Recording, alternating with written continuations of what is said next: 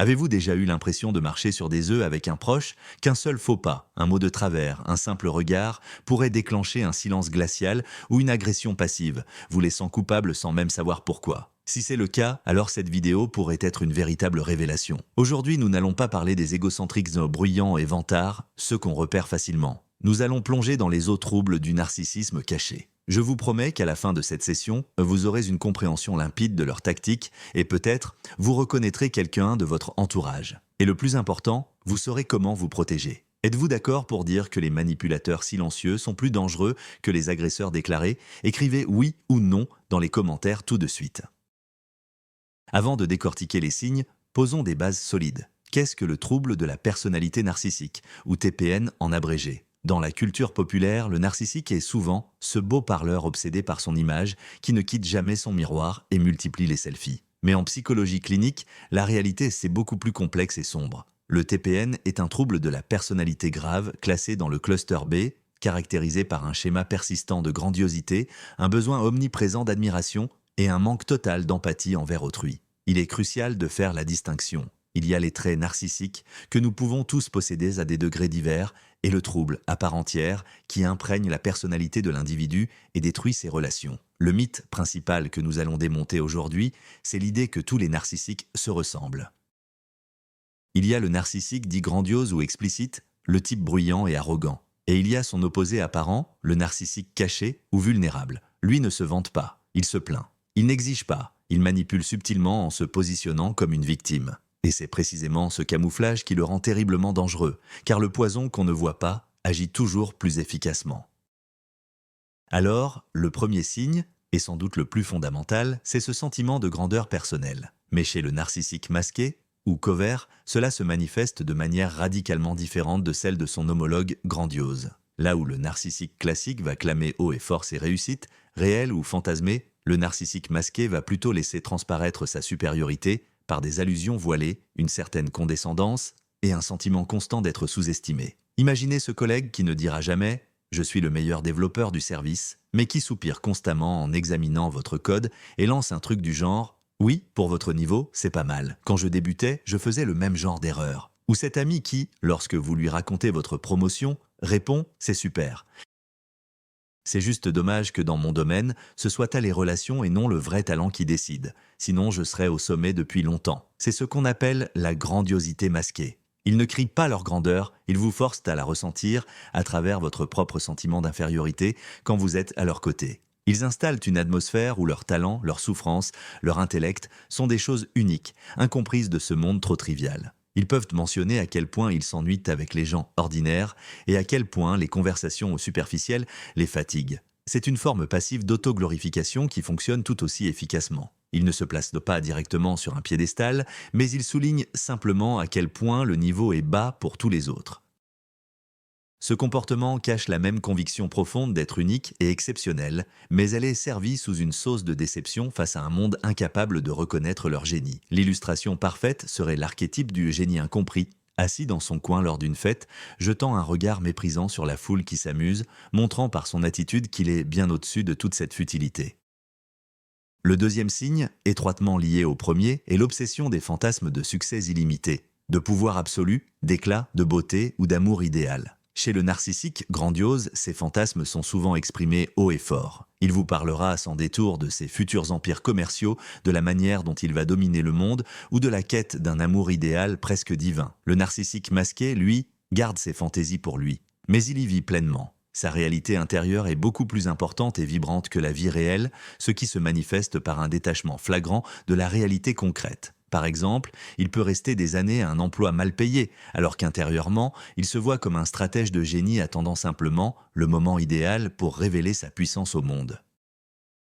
Il peut négliger ses relations concrètes, car dans sa tête, il existe l'image d'un partenaire idéal avec qui il aura une connexion cosmique, faisant de tous les partenaires actuels de pâles reflets de cet idéal. Vous remarquerez cela à sa façon de parler de l'avenir. Ses plans sont souvent flous, dépourvus de toute spécificité, mais chargés de grandiloquence. Il ne dira pas « je vais suivre une formation en marketing pour obtenir une promotion ». Il dira plutôt « un jour, je créerai quelque chose qui révolutionnera toute cette industrie ». Ce monde de fantaisie lui sert de refuge contre ses propres insécurités et ses échecs réels. Lorsque la vie le met au défi, Au lieu d'analyser ses erreurs, il s'échappe dans son univers imaginaire où il a déjà triomphé. Cela explique aussi son incapacité à apprécier les plaisirs simples de la vie.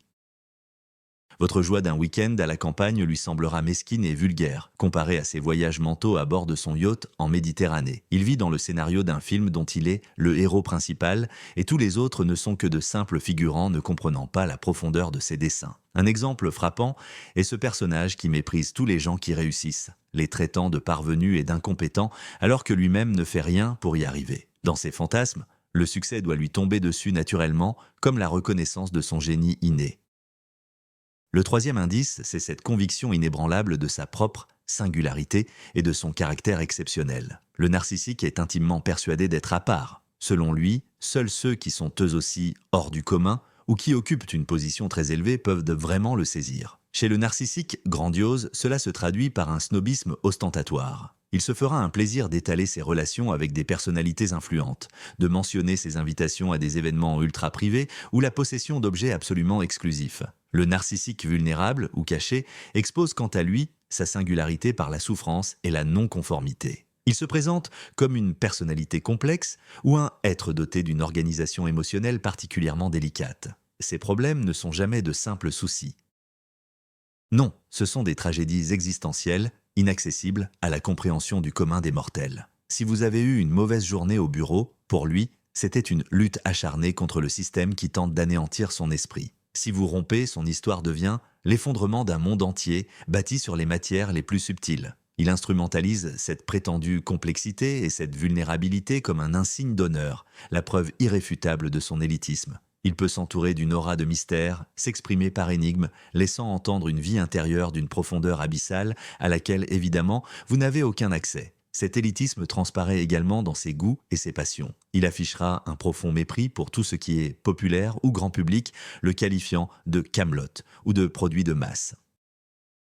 Ses films, sa musique, ses lectures favorites seront toujours underground, de niche absolument pas pour tout le monde. C'est sa manière de souligner qu'il appartient à une caste d'initiés, les seuls capables d'apprécier le véritable art. Si par malheur vous tentez de partager son engouement, il se montrera sans doute condescendant, sous-entendant que vous n'en saisirez jamais toute la subtilité. Cette foi absolue, en sa propre unicité, rend toute relation d'égal à égal impossible. Il vous regardera toujours avec une légère condescendance, même s'il tente de la masquer sous le voile de la modestie ou de la mélancolie. Rappelez-vous simplement cette personne qui, à chacun de vos problèmes, répond « Oui, c'est bien, mais ce que je vis est infiniment plus complexe. » C'est exactement cela.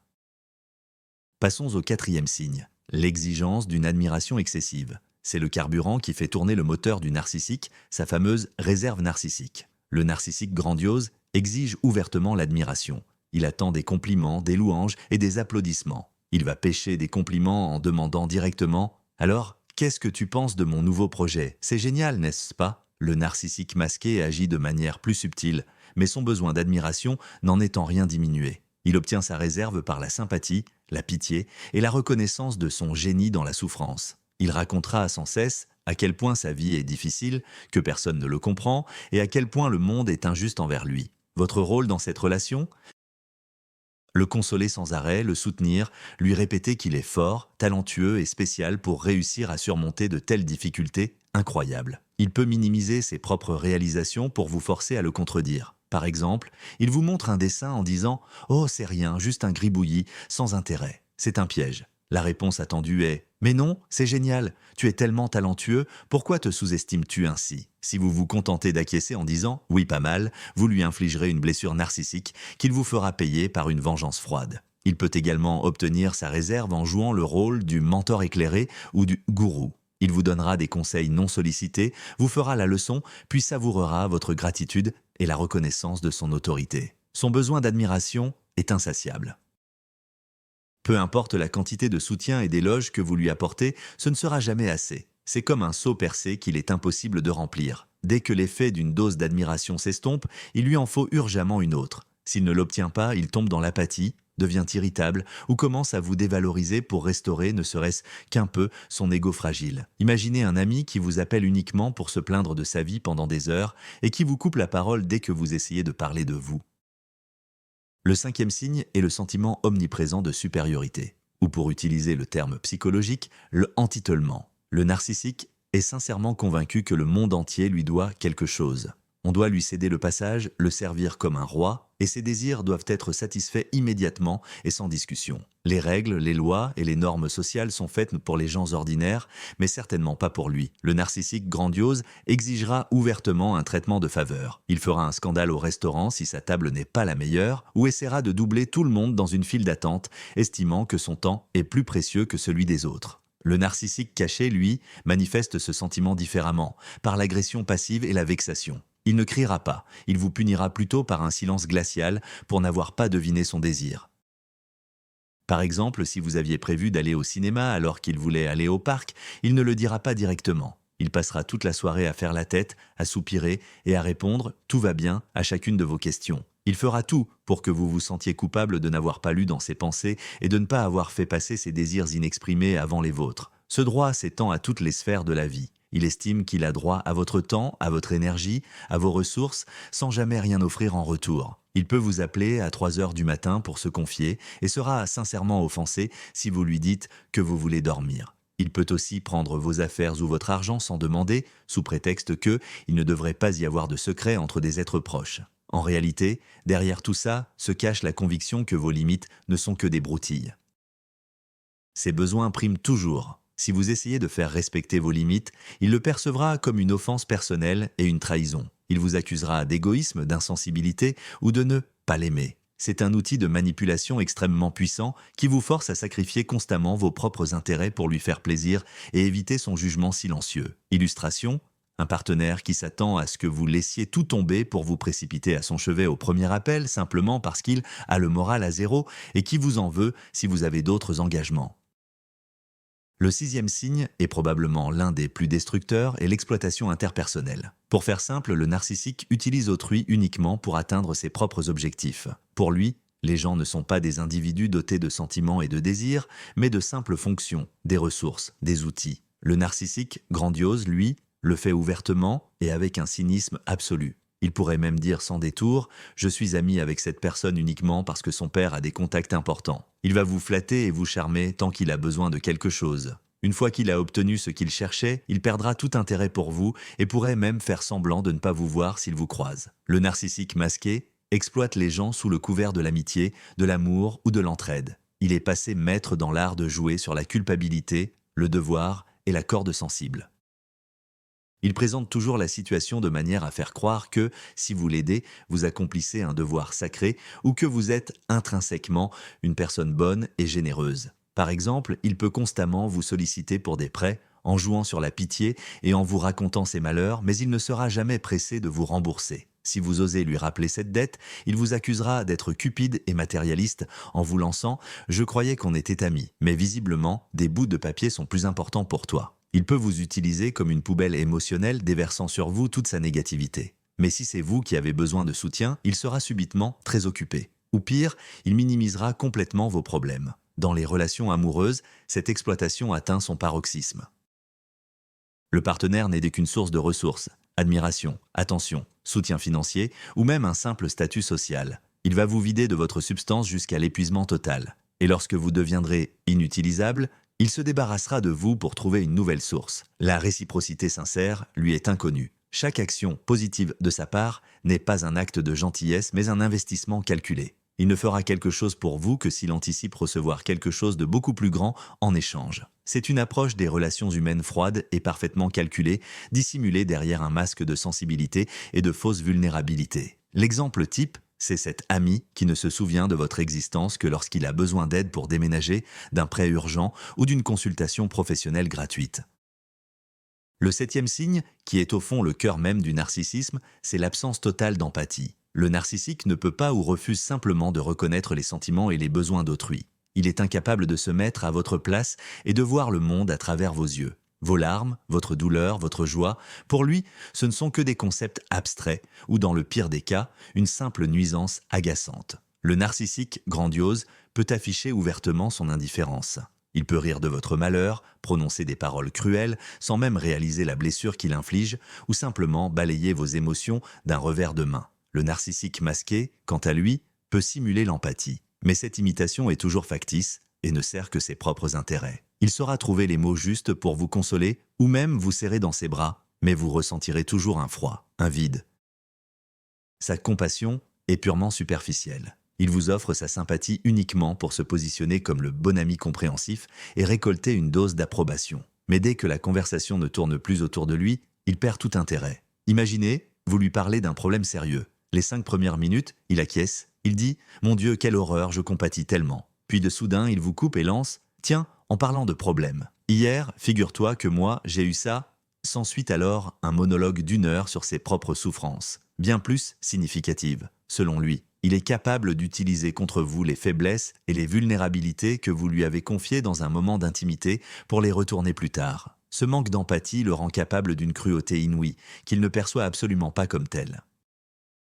Il ne comprend sincèrement pas pourquoi vous vous offensez de sa critique constructive, qui n'est en réalité qu'une insulte déguisée. Il ne saisit pas pourquoi vous êtes blessé par son flirt avec d'autres personnes, puisqu'il ne faisait, je cite, que socialiser. Cette surdité émotionnelle est l'un de ses traits les plus dangereux. Elle rend absolument vaines toutes vos tentatives pour l'atteindre ou lui expliquer vos sentiments. Vous êtes en train de parler à un mur émotionnel. L'exemple frappant, c'est la personne qui oublie l'anniversaire de son partenaire et face à l'offense, répond « Ce sont des broutilles, j'avais des choses bien plus importantes à gérer ». Le 8e signe, c'est son rapport ambigu à l'envie. Le narcissique, soit il envie constamment les autres, soit il est absolument convaincu que tout le monde l'envie. En réalité, ces 2 états sont intrinsèquement liés et découlent de sa tendance incessante à se comparer aux autres. L'envie du narcissique n'est pas un simple désir de posséder ce que l'autre a. C'est un sentiment toxique et dévorant qui le pousse à haïr l'objet de son envie et même à souhaiter sa destruction. Il envie votre succès, vos talents, votre relation épanouie et même votre paix intérieure. Si vous réussissez quelque chose, il ne se réjouira jamais sincèrement pour vous. Sa réaction sera soit de la dévalorisation, soit une tentative immédiate de détourner l'attention sur lui. Par exemple, si vous achetez une nouvelle voiture, il dira « Elle est assez jolie. Mais bon, la couleur n'est pas très pratique. Et puis ce modèle est déjà dépassé. » Moi, je lorgne sur une catégorie de véhicules complètement différente. Il ne peut pas simplement reconnaître votre réussite, car cela minerait son propre sentiment de supériorité. Il pourrait même se lancer dans une compétition acharnée dans le domaine même où vous excellez, juste pour prouver qu'il est meilleur. Le narcissique dissimulé exprimera son envie par la passivité agressive ou les plaintes. Il dira « Bien sûr, c'est facile pour toi. Tu as du soutien. Moi, je me bats seul pour tout obtenir, c'est pour ça que c'est si dur. » Le revers de la médaille, c'est sa conviction inébranlable que tout le monde l'envie. Il s'agit d'une projection de ses propres sentiments. Il attribue aux autres sa propre jalousie. Toute critique, tout désaccord ou même tout échec, il l'expliquera en disant qu'on est juste jaloux de lui. Si son projet échoue, c'est parce que des envieux lui ont mis des bâtons dans les roues. Si son partenaire le quitte, c'est parce que celui-ci n'a pas supporté son succès et son talent. Cette croyance protège son ego fragile d'une confrontation avec la réalité. Elle lui permet de ne pas assumer la responsabilité de ses échecs et de préserver son illusion de grandeur. Dans son monde, il n'y a pas de place pour la saine concurrence ou la joie sincère pour autrui. Il n'y a qu'une hiérarchie où il doit se tenir au sommet et l'envie, qu'elle vienne de lui ou qu'elle lui soit destinée, est la monnaie principale de ce système. Le 9e signe est une démonstration flagrante d'arrogance, un comportement ou une attitude hautaine. C'est la conséquence directe de son sentiment de supériorité et de son droit inné à tout. Le narcissique regarde le monde de haut et cela transparaît dans sa manière de communiquer, ses gestes et même ses regards. Le narcissique, grandiose, lui, se montre ostensiblement arrogant. Il coupe la parole, donne des leçons, utilise un ton condescendant, lance des remarques sarcastiques et lève les yeux au ciel lorsque vous parlez. Il traite le personnel de service, serveurs, chauffeurs de taxi, conseillers, comme des individus de seconde zone. Il peut être grossier et extrêmement exigeant avec eux. Le narcissique masqué, ou couvert, manifeste son arrogance de manière plus subtile. Il peut s'agir d'un sourire condescendant au moment même où vous partagez votre joie. Il peut vous parler comme à un enfant déraisonnable, vous expliquant patiemment des choses pourtant évidentes. Il utilise souvent le snobisme intellectuel, jonglant avec des termes complexes pour démontrer sa supériorité mentale et vous faire sentir stupide. Son arrogance est souvent masquée par la franchise ou l'honnêteté. Il vous dira quelque chose de blessant, puis ajoutera « Écoute, je dis les choses comme elles sont, je n'aime pas l'hypocrisie ». En réalité, c'est simplement une manière de vous rabaisser pour se valoriser à vos dépens. En société, il peut vous ignorer, faire semblant de ne pas vous voir ou répondre à vos questions par des monosyllabes, affichant son désintérêt total. C'est une forme d'arrogance passive. Il ne se donnera même pas la peine de débattre avec vous. Il vous fera simplement comprendre que votre opinion est tellement insignifiante qu'elle ne mérite même pas d'être discutée. Cette arrogance est un mécanisme de défense. Au fond de lui, le narcissique se sent insignifiant et rempli d'un profond sentiment d'infériorité. En créant cette aura de supériorité, et en regardant les autres de haut, il tente de compenser son vide intérieur. Il construit une véritable forteresse de morgue pour que personne ne puisse apercevoir son vrai moi, terrifié. Par conséquent, toute tentative de le remettre à sa place ou de souligner son arrogance sera accueillie par une résistance féroce. Vous attaquez les fondations même de sa personnalité, la façade qu'il a si méticuleusement construite tout au long de sa vie. Rappelez-vous cette fois où quelqu'un vous a donné un conseil amical qui était en réalité une critique déguisée de votre mode de vie, de votre apparence ou de vos choix. Le 10e signe, et c'est la clé de voûte pour saisir toute la dynamique narcissique, c'est l'ego incroyablement fragile qui se cache derrière une façade soit d'assurance, soit de victimisation. Tout le système complexe de mécanismes de défense que nous avons décrit, la grandiosité, l'arrogance, les fantasmes, tout cela repose sur des fondations de sable. Ces fondations, c'est un sentiment profond de honte, d'infériorité et de néant que le narcissique ressent, mais qu'il n'admettra jamais même à lui-même. Il craint désespérément la critique, le jugement et le rejet. La moindre remarque ou le plus petit désaccord, même insignifiant, n'est pas perçu comme un simple feedback, mais comme une attaque totale contre l'intégralité de sa personne. C'est ce qu'on appelle la blessure narcissique ou l'atteinte narcissique. La réaction à cette blessure est la rage narcissique. Cette rage n'est pas toujours une agression ouverte faite de cris et d'accusations, ce qui est davantage le propre du narcissique grandiose. Chez le narcissique dissimulé, la rage est le plus souvent passive. Il vous punira par un silence glacial qui peut durer des jours, voire des semaines. Il va saboter vos projets, oublier accidentellement vos demandes et répandre des ragots sur votre compte derrière votre dos. Il vous fera payer la douleur que vous lui avez infligée simplement parce que vous avez osé douter de sa perfection. C'est cette fragilité qui explique son besoin pathologique de contrôle. Il doit tout et tout le monde contrôler autour de lui pour minimiser le risque de subir une blessure narcissique. Il contrôle vos opinions, vos sentiments, votre comportement. Il cherche à vous isoler de vos amis et de votre famille afin de devenir la seule source de votre réalité.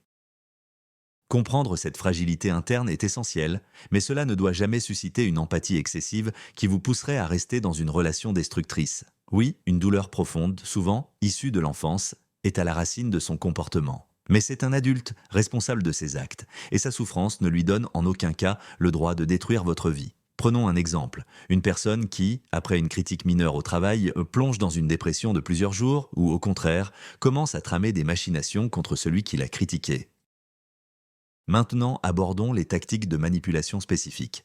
La première d'entre elles est le gaslighting. C'est l'une des formes de violence psychologique les plus insidieuses et dévastatrices. Le terme tire son origine de la pièce de théâtre Gaslight, dans laquelle un mari tente délibérément de rendre sa femme folle en la forçant à douter de sa propre perception de la réalité. Le manipulateur narcissique qui utilise le gaslighting fait exactement la même chose. Son but est de détruire votre confiance en vous, votre mémoire, vos sentiments et votre sentiment d'adéquation afin d'obtenir un contrôle total sur vous. Comment cela se manifeste-t-il concrètement ? Il commencera par nier les faits les plus évidents. Vous êtes certain qu'il vous a promis quelque chose. Lorsque vous le lui rappelez, il vous regarde avec un étonnement sincère et vous dit « Je n'ai jamais dit ça. Vous avez mal compris. Vous inventez tout. » Il le fera avec une telle assurance et une telle insistance que vous allez réellement commencer à douter de votre propre mémoire. Il dévalorisera vos émotions et vos sentiments. Vous lui dites « J'ai été blessé quand tu as dit ça ». Il répond « Tu es trop sensible. Tu n'as aucun sens de l'humour. Tu prends tout trop à cœur. » Il ne se contente pas d'être en désaccord avec vous, il nie votre droit d'avoir ces sentiments, qualifiant votre réaction d'exagérée ou d'inappropriée. Il va projeter ses propres actions sur vous. Par exemple, il vous trompe lui-même, mais il vous accuse constamment d'infidélité, vous fait des scènes de jalousie et vérifie votre téléphone. Cela vous oblige à être constamment sur la défensive et détourne l'attention de son propre comportement. Avec le temps, le gaslighting systématique conduit la victime à ne plus se faire confiance du tout. Elle commence à se dire « Suis-je vraiment en train de devenir folle ? Est-ce que ma mémoire me joue vraiment des tours ? Est-ce que je réagis vraiment de façon excessive à tout ? » Vous perdez votre point d'ancrage, votre propre réalité et devenez entièrement dépendant de la réalité que le manipulateur vous impose. Cela lui donne carte blanche pour faire ce qu'il veut car vous ne faites plus confiance à vos propres instincts, ceux qui vous mettaient en garde contre le danger. Illustration, imaginez un partenaire qui a cassé votre tasse préférée, puis affirme que c'est vous qui l'avez mal posée sur le bord de la table et que de toute façon, elle était déjà fissurée. La première tactique, celle par laquelle débute généralement une relation avec un ou une narcissique, c'est le fameux love bombing ou bombardement d'amour. Au début de la relation, le ou la narcissique se transforme en le partenaire idéal, celui que vous n'auriez même pas osé rêver. Il ou elle va vous inonder de compliments, de cadeaux, d'attention. Il vous dira exactement ce que vous avez toujours désiré entendre. Tu es mon âme sœur, je n'ai jamais aimé personne comme ça. Nous sommes faits l'un pour l'autre. Il va épouser, ou plutôt imiter, vos intérêts, vos passions, vos valeurs. Vous adorez le cinéma d'auteur? Soudain, il en est un fin connaisseur. Vous rêvez de partir au Japon? C'est aussi, par pure coïncidence, le voyage de sa vie. Il met en place l'illusion d'une compatibilité parfaite, d'une connexion cosmique. Cette phase est incroyablement intense et vertigineuse. Il va vous écrire et vous appeler 24 heures sur 24, 7 jours sur 7. Il voudra passer tout son temps avec vous, parlera très vite d'un futur commun, de mariage, d'enfants. Vous pourriez croire que vous avez enfin trouvé votre destinée. Mais ce n'est pas de l'amour, c'est une emprise glaciale et calculée. L'objectif du love bombing est de vous attacher rapidement, de vous rendre accro à son attention et à son admiration, de générer une dépendance émotionnelle puissante. Il programme dans votre cerveau l'équation suivante, lui égale bonheur absolu. Il fait cela pour que vous, aveuglé par cette image parfaite, ignoriez les premiers signaux d'alarme. Il sait que cette façade idéale ne tiendra pas longtemps. Il doit donc vous attirer le plus vite possible profondément dans sa toile. Quand, plus tard, il commencera à révéler son vrai visage, la froideur, la cruauté, la dévalorisation, vous refuserez d'y croire. Vous vous remémorerez cette merveilleuse période initiale en vous disant « Non, il n'est pas comme ça, il est bon, il traverse juste une mauvaise passe, je dois faire plus d'efforts et il redeviendra celui du début. » Et vous vous accrocherez à cette illusion, lui pardonnant tout, dans l'espoir de retrouver ce conte de fées. Le love bombing n'est rien d'autre qu'une anesthésie administrée juste avant l'opération extrêmement douloureuse qui vise la destruction de votre identité. L'étape qui suit logiquement le bombardement amoureux, ou love bombing, c'est la dévaluation. Une fois que le narcissique est certain que vous êtes accro, que vous êtes tombé amoureux et que vous êtes dépendant, le masque du partenaire idéal commence à tomber. Le conte de fées prend fin et la dure réalité commence. La dévaluation est la destruction systématique de votre estime de soi. Tout ce qu'il admirait chez vous, au début, devient désormais un objet de critique et de moquerie. Vous étiez pour lui la personne la plus intelligente, maintenant il vous dit que vous ne comprenez rien à la vie. Vous étiez la plus belle, désormais, il ne cesse de pointer vos défauts physiques. Votre sens de l'humour l'enchantait. Aujourd'hui, il trouve vos blagues stupides. Cette dévalorisation peut être directe, se manifestant par des insultes et des critiques brutales. Mais chez les narcissiques masqués, elle est le plus souvent voilée. Elle prend la forme de piques constantes, de sarcasmes et de remarques acerbes présentées comme des blagues amicales. Si vous vous vexez, il vous rétorque « Mais tu n'as pas le sens de l'humour ?» Il vous compare aussi aux autres, toujours à votre désavantage. Mon ex, elle, cuisinait mieux le bortsch. Ou, regarde comme Marie a maigri, bravo à elle. Il ignore vos réussites ou en minimise l'importance. Vous obtenez une promotion et il vous dit « Oh, mais dans ta boîte, il donne des promotions à n'importe qui. » L'objectif de la dévaluation est de vous faire sentir insignifiant, laid, bête, incompétent. Pourquoi fait-il cela? Premièrement, pour s'auto-affirmer à vos dépens. En vous humiliant, il se grandit à ses propres yeux. Deuxièmement, pour renforcer son contrôle sur vous. Plus votre estime de vous-même est basse, plus vous dépendez de son opinion et plus vous cherchez à obtenir son approbation. Une approbation qu'il ne vous donnera plus jamais dans la même mesure qu'avant. Vous tombez alors dans un cercle vicieux. Il vous dévalorise, vous vous sentez mal, vous essayez de vous améliorer pour regagner son amour, mais plus vous faites d'efforts, plus il vous dénigre. Cette phase peut durer des années, effaçant lentement et méthodiquement votre personnalité, vous transformant en l'ombre anxieuse et incertaine de vous-même. C'est un poison lent que l'on vous fait ingérer quotidiennement.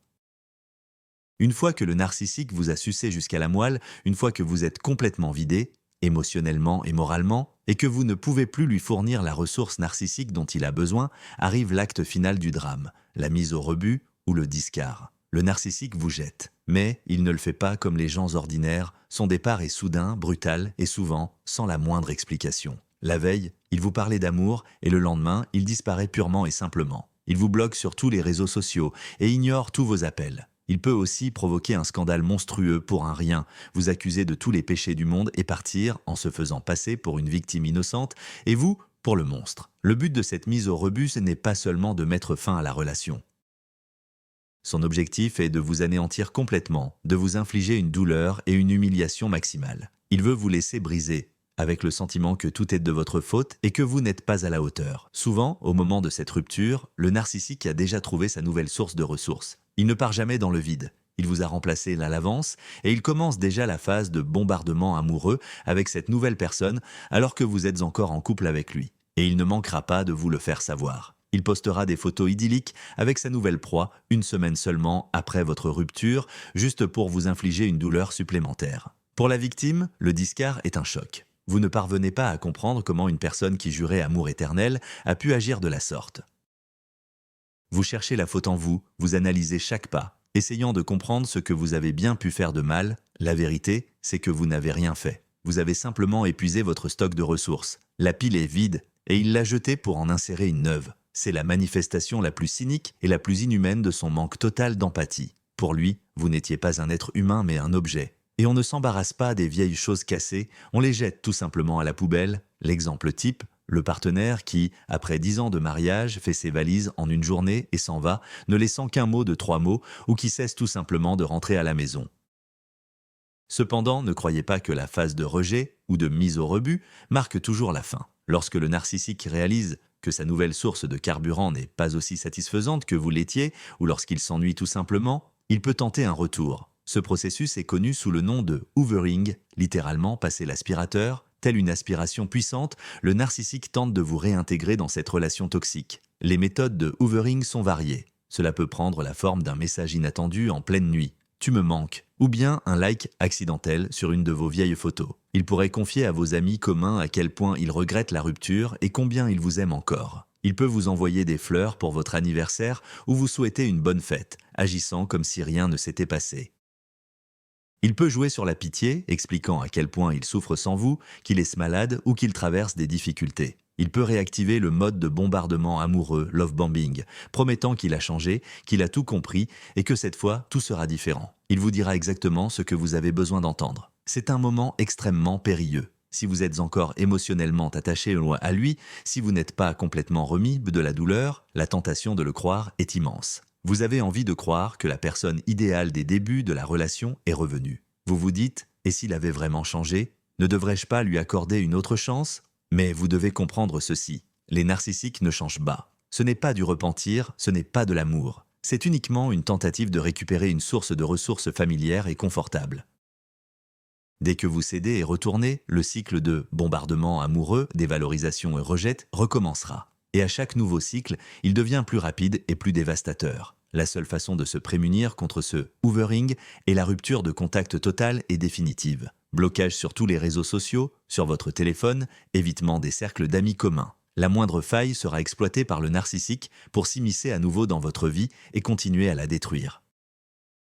Pour comprendre pleinement le comportement d'un narcissique, il est essentiel de saisir une notion clé, la ressource narcissique, également appelée narcissistic supply. Il ne s'agit pas d'une simple attention ou d'une admiration au sens commun du terme. C'est l'énergie vitale dont le narcissique a absolument besoin qu'il puise dans les réactions d'autrui. Sans ce carburant, le narcissique se sent vide, insignifiant. Psychologiquement, il cesse littéralement d'exister. Son ego est si fragile et instable qu'il a constamment besoin de validation externe pour confirmer sa propre valeur. La ressource narcissique se divise en deux types. La ressource primaire correspond aux réactions qui confirment directement sa grandeur. Les louanges, les compliments, l'admiration, la soumission, l'adoration. C'est ce qu'il obtient typiquement durant la phase de love bombing. Mais il existe également une ressource secondaire, non moins cruciale. Il s'agit de toute réaction émotionnelle forte, y compris négative. Vos larmes, votre colère, votre douleur, vos souffrances, votre jalousie, tout cela constitue également son carburant. Quand vous réagissez à ses provocations en lui criant dessus, vous lui prouvez qu'il a du pouvoir sur vous, qu'il est capable d'influencer vos émotions. Pour lui, c'est une nouvelle confirmation de son importance. C'est précisément pour cela que les narcissiques ne provoquent si souvent des drames pour un rien. Ils ont besoin de votre réaction, n'importe laquelle, positive ou négative, peu importe, l'essentiel est de réagir. Ce qu'un narcissique craint par-dessus tout, c'est l'indifférence. Lorsque vous cessez de réagir, vous lui coupez littéralement l'oxygène. Vous le privez de sa ressource vitale. C'est pourquoi la stratégie de la pierre grise, Grey Rock, où vous communiquez avec lui de manière maximale sèche, sans émotion et uniquement factuelle, est l'une des stratégies de protection les plus efficaces. Pour le narcissique, les gens ne sont rien de plus que des sources de ce carburant. Il les classe en fonction de la quantité et de la qualité de la ressource qu'ils peuvent lui fournir. Dès qu'une source est épuisée, il part immédiatement à la recherche d'une autre. Il agit comme un véritable vampire énergétique, constamment en quête de la force vitale d'autrui pour maintenir l'illusion de sa propre existence. Le narcissique agit rarement seul. Dans son jeu de manipulation, il s'entoure d'une véritable armée de complices, qu'ils soient conscients ou inconscients. En psychologie, on les appelle les singes volants. Ce terme est emprunté au magicien d'Oz, l'histoire où la méchante sorcière de l'Ouest envoyait ses singes zélés faire ses basses besognes. De la même manière, le narcissique instrumentalise son entourage pour harceler, discréditer et tourmenter sa victime. Qui sont ces singes volants? Ça peut être des amis communs, des membres de la famille ou des collègues. Le narcissique est un maître manipulateur, expert dans l'art de se forger l'image dont il a besoin. Aux yeux du monde extérieur, il paraît souvent charmant, bienveillant ou même simplement malheureux. Il prépare le terrain en amont, il raconte à son entourage une version déformée des événements où il est la noble victime et vous, l'agresseur déraisonnable. Dès la rupture, il active son armée. Vos amis communs peuvent soudainement commencer à vous fuir ou à vous regarder avec jugement. Ils peuvent vous appeler pour vous dire « Comment as-tu pu faire ça à une si bonne personne? Il souffre tellement à cause de toi, tu devrais lui donner une autre chance. » Ils deviennent son porte-parole, transmettant ses messages et faisant pression sur vous. Les singes volants peuvent également vous espionner, recueillir des informations sur votre vie et les lui transmettre. Ils n'hésiteront pas à répandre de sales ragots pour nuire à votre réputation. Le plus triste, c'est que beaucoup d'entre eux croient sincèrement bien faire, qu'ils aident le narcissique, pauvre et malheureux. Il ne voit pas son vrai visage, car il ne l'a jamais montré. Il ne voit que son masque de façade, son côté charmant. La confrontation avec ces singes volants peut être extrêmement douloureuse, d'autant plus que ce sont souvent des gens que vous considériez comme vos amis. Vous vous sentez trahi et isolé. Il est crucial de comprendre qu'argumenter avec eux ou essayer de leur prouver quoi que ce soit est futile. Ils ont déjà été manipulés et sont totalement sous l'emprise du narcissique. La seule issue est de prendre vos distances, y compris avec eux, afin de protéger votre santé mentale. Comme nous l'avons déjà mentionné, il existe deux principaux types de narcissisme. Le narcissisme grandiose ou manifeste et le narcissisme caché ou vulnérable. Il est crucial de comprendre leurs différences pour pouvoir repérer le danger à temps. Le narcissique grandiose est le stéréotype classique. Il est bruyant, vantard, arrogant et extrêmement sûr de lui. Il cherche ouvertement l'attention et adore être le centre du monde. C'est un extraverti qui captive son audience par son charisme. Il ne dissimule ni son sentiment de supériorité, ni son droit de tout obtenir. Il parlera ouvertement de ses réussites, exigera un traitement spécial et se mettra en colère s'il n'obtient pas ce qu'il désire. Son agressivité est souvent directe. Il crie, humilie, menace. C'est une personnalité relativement facile à identifier car son comportement est flagrant. Le narcissique caché est, en apparence, son exact opposé. Il est calme, réservé, plutôt introverti. Il ne se vante pas. Au contraire, il se plaint constamment et se dévalorise. Il n'exige pas l'attention, il la siphonne par la manipulation en jouant le rôle de la victime. Sa devise pourrait être « Quel destin tragique est le mien ?» Il paraît très sensible, vulnérable, voire timide. Mais ne vous fiez surtout pas à cette façade. Au fond de lui, il nourrit la même grandiosité, le même besoin impérieux d'admiration et la même absence totale d'empathie. Il utilise simplement d'autres méthodes pour parvenir à ses fins. Son agressivité est passive. C'est la loi du silence, le sabotage, l'ignorance, les bouderies. Il vous fera culpabiliser sans avoir besoin de prononcer un seul mot. Les narcissiques cachés sont souvent beaucoup plus dangereux que les grandioses car ils sont plus difficiles à démasquer. Leurs manipulations sont plus subtiles et sournoises.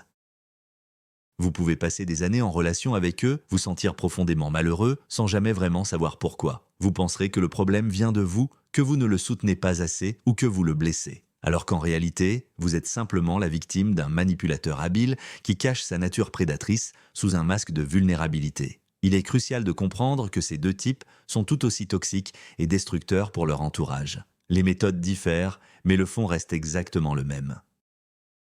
Une des principales caractéristiques du narcissique caché, c'est sa maîtrise virtuose du rôle de victime. Il est constamment dans un état de détresse et de malheur. Le monde entier est contre lui. Son patron ne le valorise pas. Ses amis le trahissent et son partenaire ne le comprend pas. Il collectionne les griefs et les injustices, qu'elles soient réelles ou imaginaires, et les présente sans cesse à son entourage. Cette image de victime éternelle est un outil de manipulation absolument redoutable. Premièrement, elle suscite l'empathie et le désir d'aider chez les autres. Vous voyez une personne malheureuse et vous voulez instinctivement la protéger, la réconforter, la soutenir. Vous commencez alors à investir votre énergie, votre temps et vos ressources pour tenter de le sauver. Deuxièmement, le statut de victime le décharge de toute responsabilité pour ses actes. Il n'est jamais en tort. S'il a échoué dans un projet, c'est la faute de ses collègues qui ne l'ont pas soutenu. S'il a été infidèle, c'est son partenaire qui ne lui accordait pas assez d'attention. S'il vous a crié dessus, c'est votre faute parce que vous l'avez poussé à bout. Il transfère la culpabilité avec une habileté déconcertante. Toute tentative de le confronter à ses responsabilités est vouée à l'échec. Il va immédiatement commencer à raconter à quel point sa vie est difficile, comment il a été blessé depuis l'enfance. Au final, c'est vous qui vous sentirez coupable d'avoir osé lui adresser un reproche. Troisièmement, cette posture lui confère une supériorité morale. Il est le martyr, le grand souffrant qui endure stoïquement les coups du sort. Et tous les autres ne sont que des êtres cruels et insensibles. Cela lui permet de regarder tout le monde de haut, même lorsqu'il se trouve en position de victime. Être proche d'une telle personne est épuisant. Vous vous sentez constamment obligé de le sauver. Mais toutes vos tentatives se heurtent à son refus obstiné de changer quoi que ce soit. En réalité, il n'a pas besoin de résoudre ses problèmes. Ce dont il a besoin, ce sont des problèmes eux-mêmes, car c'est grâce à eux qu'il obtient l'attention, la compassion et le fameux carburant narcissique qui lui est vital. Il tire une véritable jouissance du processus même de la souffrance et de la plainte. L'agressivité passive est le mode de communication privilégié du narcissique masqué. Il évite généralement la confrontation ouverte car cela nuirait à son image de victime sensible et fragile. Au lieu de cela, il utilise des méthodes indirectes et voilées pour exprimer sa colère et son mécontentement. Des méthodes qui vous rendent fou et vous poussent à douter de votre propre santé mentale. Quelle forme prend cette agressivité passive ? Il y a d'abord la punition par le silence. Il arrête de vous parler, répond par monosyllabes ou évite le contact visuel. Vous marchez sur des œufs autour de lui, cherchant désespérément à comprendre ce que vous avez bien pu faire de mal, tandis qu'il se délecte de votre angoisse et de son pouvoir. Ensuite, il y a les oublis accidentels et le sabotage. Il oublie d'honorer une requête importante. Il arrive par hasard en retard à un rendez-vous que vous attendiez tant.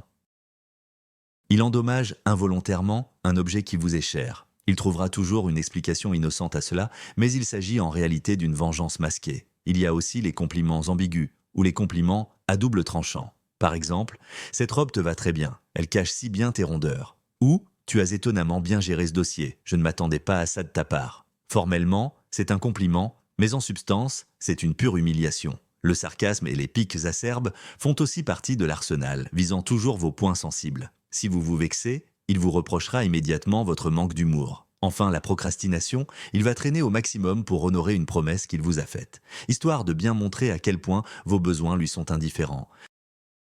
L'agressivité passive est une forme d'abus psychologique extrêmement épuisante car elle est difficile à combattre. Si vous tentez une conversation franche en demandant « Es-tu en colère contre moi ?», il répondra très probablement « Non, tu te fais des idées, tout va bien ». Il nie sa colère, vous faisant passer pour un paranoïaque. Vous vivez dans un état de tension permanent, essayant sans cesse de déchiffrer ces signaux cachés, et cela épuise complètement vos ressources mentales.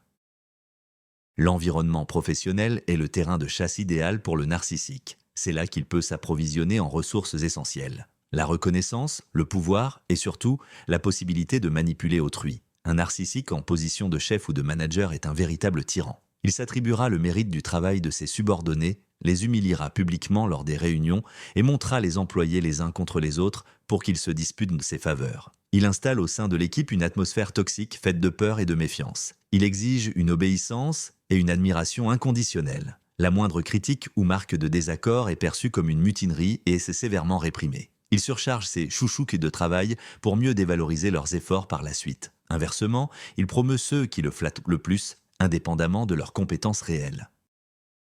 Le narcissique en tant que collègue n'est pas moins dangereux. Il va manigancer des intrigues, répandre des ragots et chercher à vous discréditer auprès de la direction pour briller à vos dépens. Il peut saboter votre travail, par exemple en oubliant un fichier important ou en omettant de vous transmettre une information cruciale. Il se plaindra constamment de la hiérarchie et des autres collègues, cherchant à vous entraîner dans son jeu et à former des alliances contre nature. Pourtant, aux yeux de la direction, il apparaît souvent comme l'employé idéal, charmant, proactif, toujours prêt à rendre service. Il maîtrise l'art de l'apparence et vos plaintes à son sujet ne seront très probablement pas prises au sérieux. On vous considérera simplement comme un jaloux ou un semeur de zizanie. Travailler avec un narcissique est une source de stress permanent. Vous ne pouvez jamais vous détendre car vous êtes constamment sur le qui-vive, craignant le coup de poignard dans le dos. Cette situation mène inéluctablement à l'épuisement professionnel, aux troubles anxieux et à la dépression. Votre productivité chute car toute votre énergie est consacrée à contrer ces manipulations et à protéger vos limites. Si vous reconnaissez un narcissique chez votre chef ou votre collègue, la meilleure solution, si elle est possible, est de changer de service, voire de changer d'employeur. Tenter de le rééduquer ou de négocier avec lui est une utopie qui pourrait bien vous coûter votre carrière et votre santé. Le rôle sans doute le plus tragique qu'un narcissique puisse endosser est celui de parent. Pour un parent narcissique, l'enfant n'est pas une personne distincte dotée de ses propres désirs, émotions et besoins. Il est une simple extension du parent lui-même, son projet, une fonction, un instrument pour obtenir cette fameuse ressource narcissique. Le parent narcissique va soit idéaliser, soit dévaloriser son enfant, alternant fréquemment entre ces deux approches. L'enfant peut devenir l'enfant d'or, celui sur qui reposent tous les espoirs. Il doit exceller en tout, à l'école, dans le sport, dans la musique. Ses réussites sont celles du parent qui s'en vantera devant tout le monde. Mais cet amour est conditionnel. L'enfant n'est pas aimé pour qui il est, mais pour ses performances. Tout échec, toute tentative d'affirmer une individualité qui ne correspond pas au scénario parental est puni par la froideur, le rejet et la dévaluation. L'autre enfant de la famille peut se voir attribuer le rôle de bouc émissaire. On lui fera porter le chapeau pour tous les problèmes, il sera constamment critiqué, humilié et comparé à l'enfant d'or. Il devient le réceptacle de toute la haine et du mépris que le narcissique éprouve envers lui-même. Le parent narcissique est incapable d'empathie. Il ne voit pas et n'admet pas les besoins émotionnels de l'enfant. Il enfreint ses limites personnelles, lisant ses journaux intimes, contrôlant chacun de ses pas. Il utilise l'enfant comme une poubelle émotionnelle, partageant avec lui ses problèmes d'adulte. Il peut même être jaloux des amis ou des partenaires de son enfant. Grandissant dans une telle atmosphère, l'enfant subit de profonds traumatismes psychologiques. Il ne développe pas un sens sain de son propre « moi ». Il apprend à réprimer ses véritables sentiments et besoins pour satisfaire le parent. Il grandit avec un sentiment chronique de culpabilité, de honte et d'insuffisance. À l'âge adulte, ces individus souffrent souvent de dépression, de troubles anxieux et malheureusement ont eux-mêmes tendance à s'engager dans des relations avec des narcissiques. Pour eux, ce modèle est devenu familier et, d'une certaine manière, normal. Le narcissique en tant que partenaire amoureux est probablement le sujet le plus répandu et le plus débattu. La relation avec lui suit un scénario cyclique bien connu. Tout commence par un bombardement amoureux vertigineux. Il est parfait. Il dit et fait absolument tout ce dont vous avez toujours rêvé. Il crée l'illusion que vous êtes deux pièces du même puzzle faites l'une pour l'autre. Il précipite les choses, emménage rapidement ou vous fait une proposition de mariage. Son objectif est de vous attacher à lui le plus vite possible. Ensuite, une fois que vous êtes amoureuse et dépendante, commence la lente et douloureuse phase de dévaluation. Il commence à critiquer votre apparence, votre intelligence, vos amis. Il vous soumet à des montagnes russes émotionnelles. Aujourd'hui, il est froid et distant, et demain, il redevient affectueux et tendre. Cela vous oblige à rester constamment sous tension et à chercher désespérément à mériter son amour. Il utilise le gaslighting pour vous faire douter de votre propre perception de la réalité. Il flirte avec d'autres pour provoquer votre jalousie et se sentir désiré. Il contrôle vos finances, votre temps, votre cercle social, vous isolant progressivement du monde extérieur. La sexualité avec un narcissique est aussi un outil de manipulation. Au début, elle peut être passionnée et inventive, mais avec le temps, elle devient froide, mécanique ou disparaît complètement. Il peut utiliser le refus d'intimité comme une punition. Vous vivez dans un brouillard constant de peur, de culpabilité et d'espoir. Vous avez peur de le mettre en colère. Vous vous sentez coupable de sa mauvaise humeur et vous espérez que la personne merveilleuse dont vous êtes tombée amoureuse reviendra. La phase culminante est la mise au rebut, le rejet. Une rupture brutale et soudaine. Mais même après cela, il pourrait tenter de vous récupérer grâce au hoovering, l'effet aspirateur. Vivre avec un narcissique, ce n'est pas une relation, c'est un véritable hachoir émotionnel. Cela vous épuise à l'extrême, détruit votre estime de soi, votre santé et votre carrière. Sortir d'une telle relation est un processus long et douloureux, nécessitant d'énormes efforts et souvent une aide professionnelle. Mais c'est le seul moyen de vous sauver et de recommencer à vivre.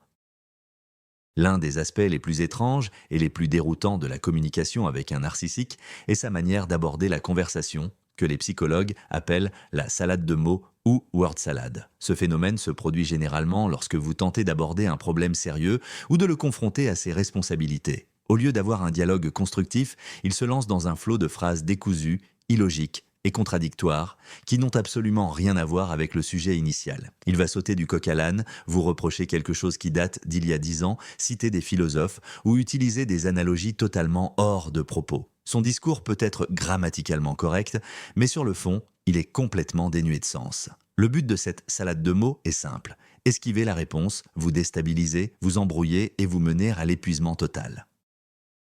Vous commencez la discussion avec une question claire et 30 minutes plus tard, non seulement vous ne vous souvenez plus du point de départ, mais vous vous sentez absolument vidé et complètement abruti. Vous essayez de vous raccrocher à une idée, mais il passe immédiatement à autre chose. Si vous tentez de le ramener au sujet initial, il vous accuse de ne pas l'écouter. C'est comme essayer d'attraper une anguille à mains nues. À la fin d'un tel échange, vous avez le sentiment d'avoir perdu sans même comprendre à quel jeu vous avez joué. Le narcissique, lui, sort vainqueur. Il n'a pas répondu à votre question, n'a pas reconnu sa faute, et en prime, il vous a fait sentir idiot. C'est une tactique très efficace pour protéger son ego. Il crée un écran de fumée verbale derrière lequel il dissimule sa culpabilité et son refus d'assumer ses responsabilités.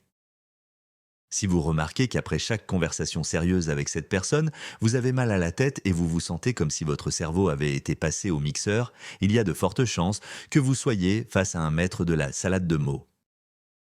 Un autre mécanisme de défense classique du narcissique, c'est la projection. Qu'est-ce que la projection ? C'est le fait d'attribuer à autrui ses propres pensées, sentiments, motivations ou traits de caractère qui nous sont inacceptables. Le narcissique ne peut admettre la moindre imperfection car cela détruirait son image grandiose. Il va donc littéralement rejeter ses défauts hors de sa conscience et les coller sur autrui, le plus souvent sur son partenaire. Comment cela se manifeste-t-il concrètement ? Un mari narcissique infidèle sera jaloux de sa femme de façon pathologique et l'accusera d'adultère à tout bout de champ. Un narcissique menteur affirmera constamment qu'on lui ment et qu'on ne peut faire confiance à personne. Le narcissique paresseux et irresponsable vous reprochera de ne rien faire à la maison.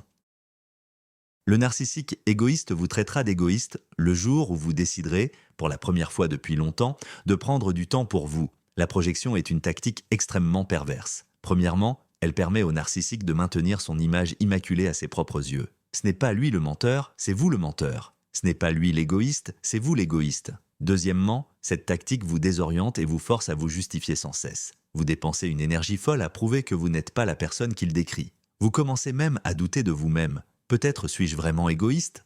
Troisièmement, cela détourne l'attention du comportement réel du narcissique. Pendant que vous êtes en pleine défense contre ces fausses accusations, vous ne remarquez pas qu'il est lui-même en train de faire exactement ce dont il vous accuse. Vous pouvez reconnaître la projection à son caractère excessif et irrationnel. Si l'on vous accuse de quelque chose qui ne vous ressemble absolument pas et que ces accusations sont faites avec une insistance et une véhémence incroyables, arrêtez-vous et demandez-vous, cette personne n'est-elle pas en train de se décrire elle-même ? Souvent, pour comprendre ce que le narcissique fait et pense réellement, il suffit d'écouter attentivement ce dont il vous accuse.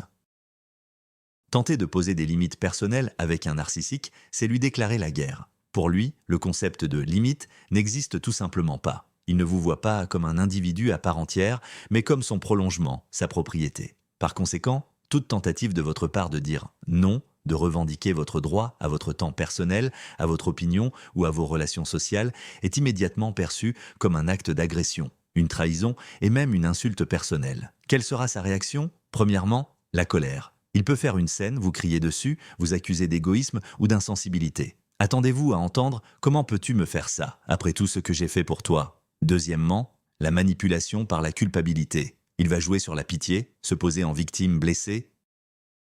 Ces phrases type « Tu me fais du mal »,« Je ne mérite pas ce genre de traitement » ou encore « Je vois bien que je ne compte plus pour toi ». Il vous forcera à vous sentir comme un monstre cruel et sans cœur, uniquement parce que vous avez essayé de prendre soin de vos propres besoins. Troisièmement, l'ignorance totale de vos limites. Vous pouvez lui répéter 100 fois d'arrêter un comportement, il continuera, comme s'il ne vous avait pas entendu. Il transgressera vos règles de manière ostentatoire, juste pour vous montrer qui a le contrôle, pour vous punir de votre audace. Il pourra utiliser le silence, la froideur ou l'annulation de vos projets. Il fera tout pour vous faire comprendre qu'établir des limites est douloureux et inutile. Face à cette réaction explosive, beaucoup de gens reculent et laissent le narcissique continuer à franchir leurs limites simplement pour éviter le conflit. Mais c'est une impasse.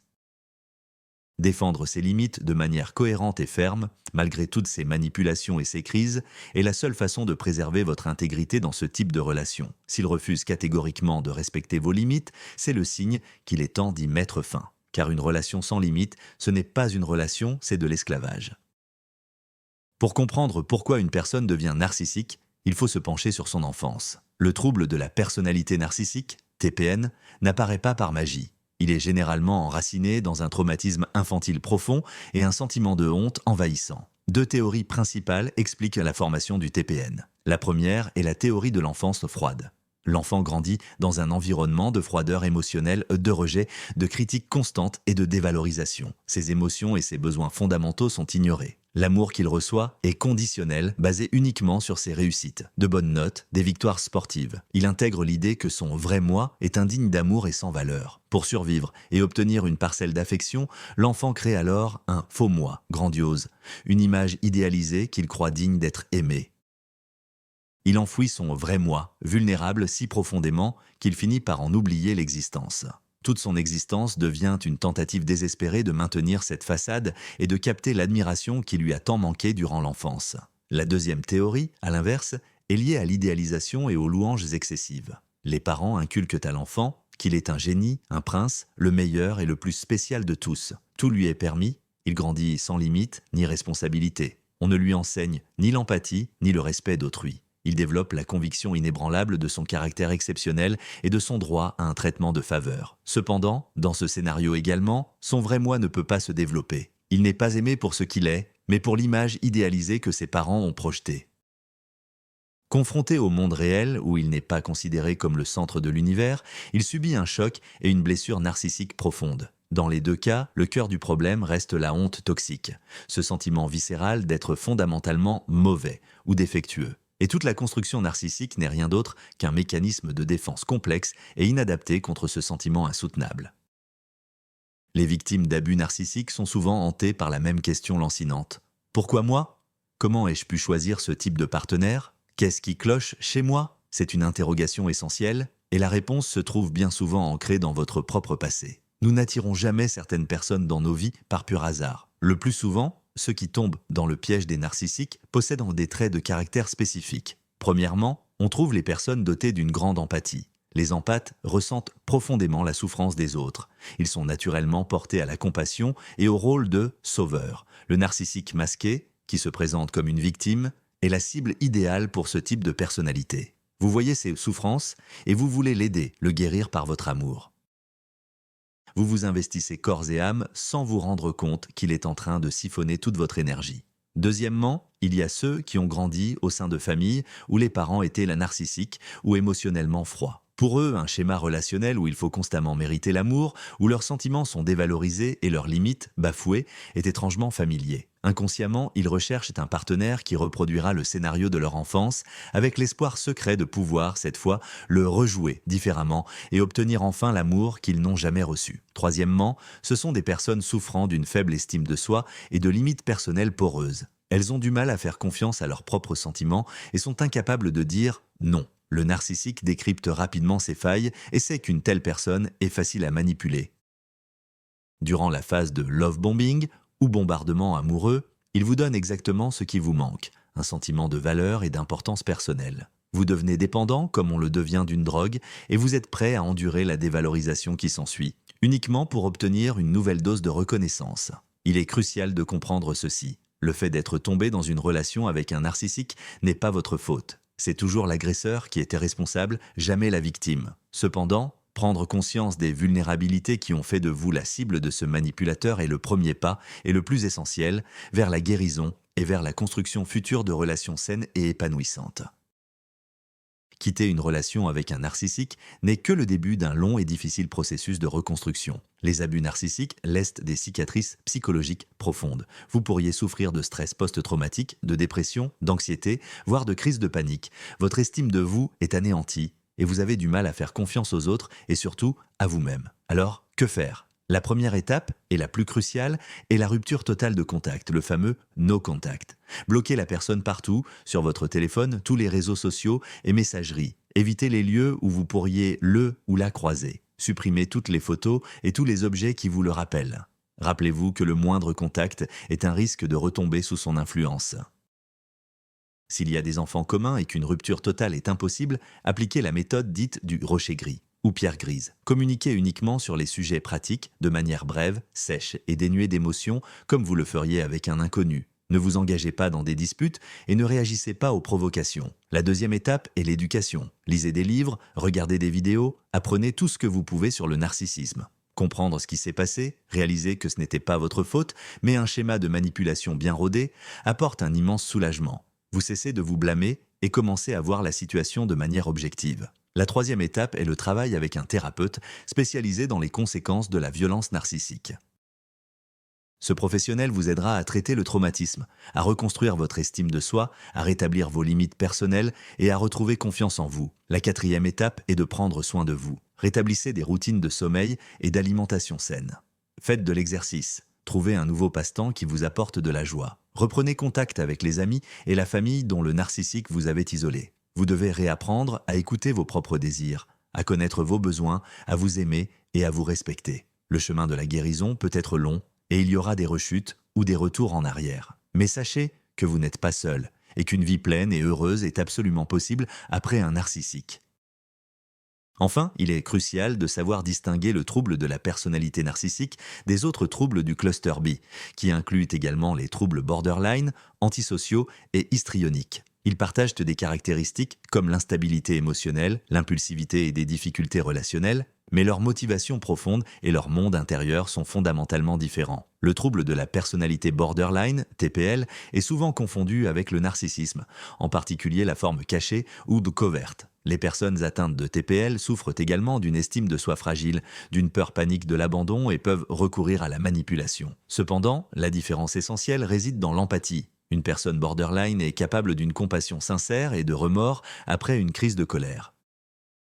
Ces tentatives de manipulation sont souvent dictées par une peur désespérée de la solitude et non par un besoin de domination. Le narcissique, lui, est dénué d'empathie. Le trouble de la personnalité antisociale, TSPA, souvent appelé sociopathie ou psychopathie, se caractérise également par l'absence d'empathie et une tendance à exploiter autrui. Mais alors que le but principal du narcissique est l'admiration et la validation de sa propre grandeur, le sociopathe vise avant tout le pouvoir, le contrôle, l'obtention d'un gain matériel ou d'un plaisir immédiat. Le sociopathe enfreint les normes sociales et les lois sans le moindre remords. Le narcissique peut aussi être hors la loi, mais il reste extrêmement préoccupé par son image et par la façon dont il est perçu par les autres. Le trouble de la personnalité histrionique. Ces personnes, tout comme les narcissiques, ont soif d'attention.